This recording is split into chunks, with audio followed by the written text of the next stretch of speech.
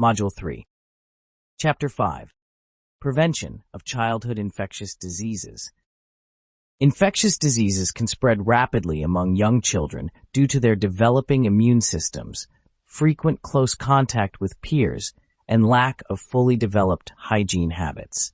Therefore, maintaining a healthy environment in early childhood education settings requires both proactive strategies for disease prevention and effective responses when illnesses occur. This chapter delves into the mechanisms of disease transmission, the role of immunizations, the importance of sanitation, and ways to involve families in preventing the spread of communicable diseases. Understanding how infectious diseases spread is essential for preventing outbreaks in early childhood environments.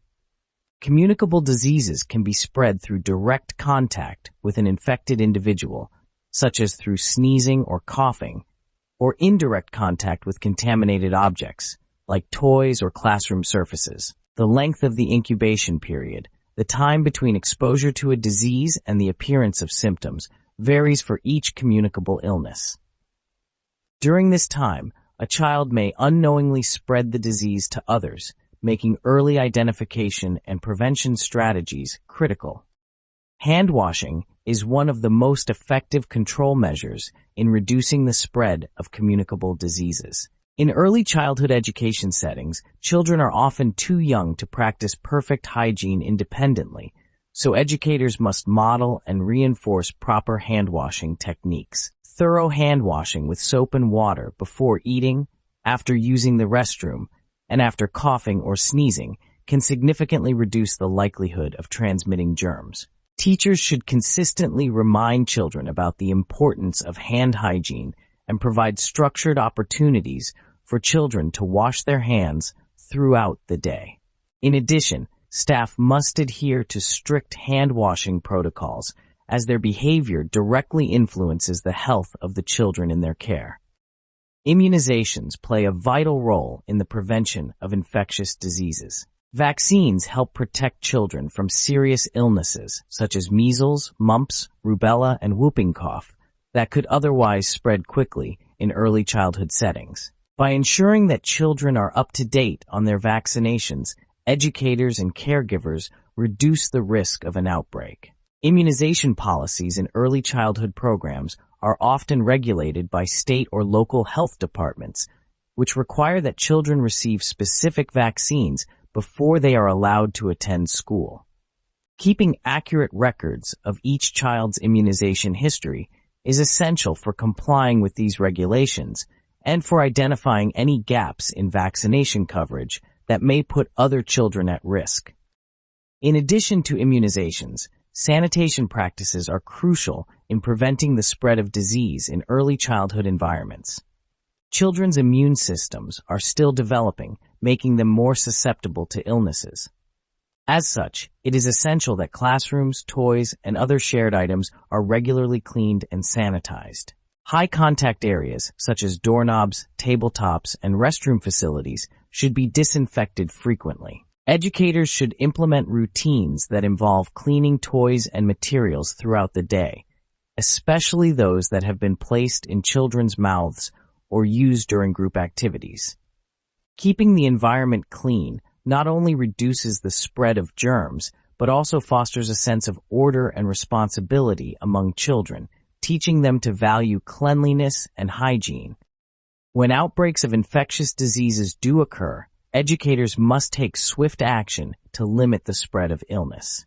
If a child develops symptoms of an infectious disease, such as a fever, cough, or rash, they should be isolated from other children, and the family should be contacted immediately. It is important for educators to know the proper exclusion guidelines for different illnesses, such as excluding children with pink eye who have eye discharge until they are no longer contagious.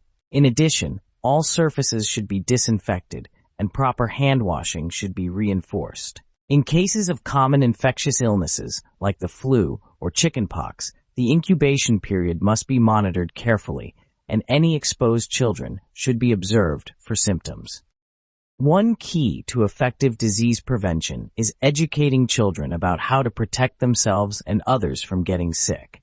Teachers can incorporate lessons about germs and hygiene into the curriculum, using age-appropriate materials and activities to help children understand how diseases are spread and how they can prevent them. Long-range planning for children's health and safety education ensures systematic teaching of basic concepts. For example, teachers might use visual aids such as posters showing the proper way to cover a cough, or engage children in songs and games about hand washing.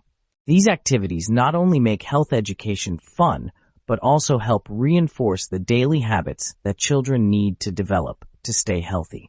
An instructional approach that maximizes children's learning would be a 5-minute session where children practice brushing their teeth.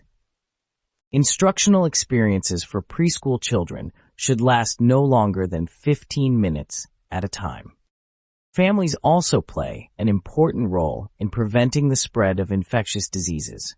Educators should actively engage with families to ensure that they are informed about the importance of vaccinations, good hygiene practices, and the proper procedures for managing illnesses. Regular communication between educators and families is essential for keeping everyone informed about any outbreaks or potential health risks in the classroom.